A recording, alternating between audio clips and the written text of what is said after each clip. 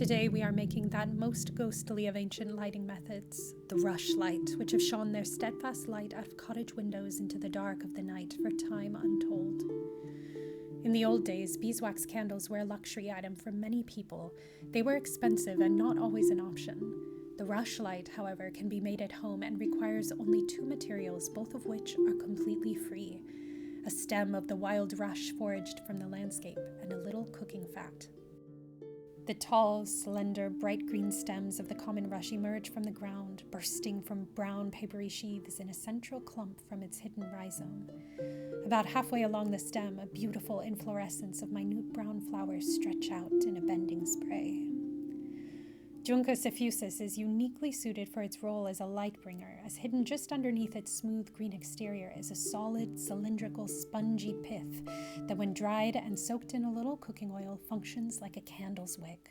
The wild plant Juncus effusus, from which rushlights are most often made, has many names: common rush, soft rush, bog rush, mat rush, pin rush, sugargrass, etc.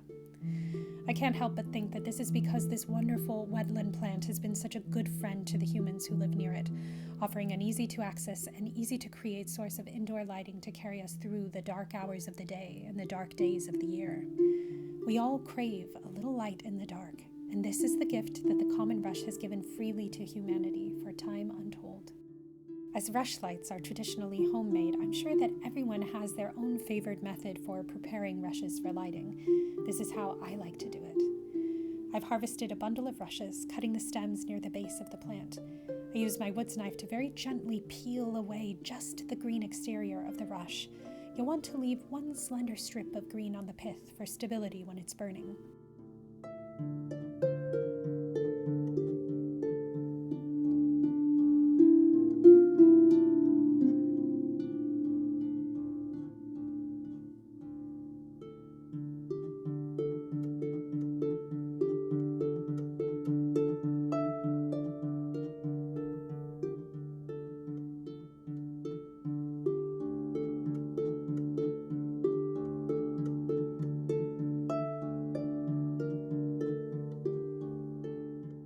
Something good to know is that not all types of rushes have this kind of pith. The specialist at my local native plants nursery allowed me to take a stem of a different type of rush, and as you can see, its pith is neither solid nor continuous.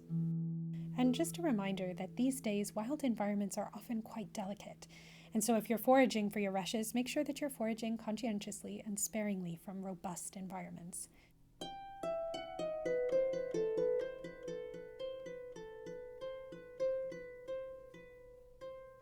I leave the piths to dry for anywhere from overnight to 2 days so that they'll be able to effectively soak up the oil.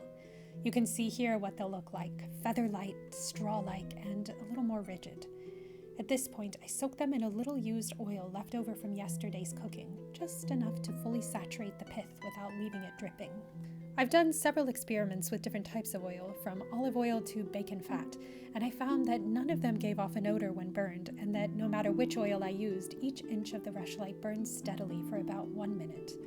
The rushlights I've made burn cleanly, making no smoke and leaving no visible ash behind. When the night has fallen and you crave a little light, set your rushlight in a holder, light the end, and a beautiful, bright, steadfast, small flame will chase away the shadows.